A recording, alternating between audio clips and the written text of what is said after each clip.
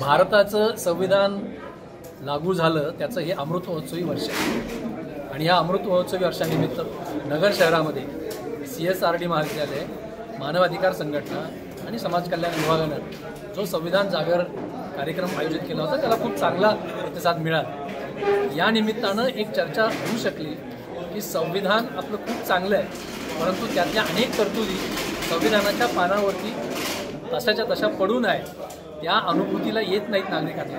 त्यामुळं आजचा विषय संविधान समजून घेणं आणि त्याच्या अंमलबजावणीचा आग्रह धरणं हा आहे। भारताच्या संविधानानं भारतातल्या सर्व जाती धर्माच्या नागरिकांना सन्मानाची हमी आणि विकासाची संधी दिली, परंतु त्या संविधानाबद्दल अनेक गैरसमज आहेत की हे विशिष्ट लोकांसाठी बनवलेलं संविधान आहे, हे फक्त वकील किंवा न्यायाधीशच समजू शकतात।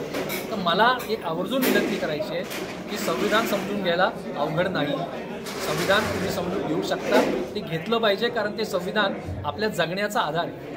आणि विशेषतः या देशातले जे बहुजन समाज आहे ज्यांना सन्मानानं जगण्याचा अधिकार केवळ संविधानामुळे मिळाला आहे। संविधान जेव्हा अस्तित्वात नव्हतं 1950च्या आधी ती परिस्थिती जर तुम्ही नजरेसमोर आणली तर त्या परिस्थितीत या देशातल्या बहुजनांना सन्मानानं जगण्याचा अधिकार नव्हता, तो केवळ संविधानामुळे मिळाला आहे। त्यामुळे आपल्या जगण्याचा अधिकार असलेलं संविधान समजून घ्या, त्याचा आग्रह धरा, त्याच्यातल्या तरतुदी वास्तवात आपल्याला अनुभवायला मिळतील याच्यासाठी काम करा।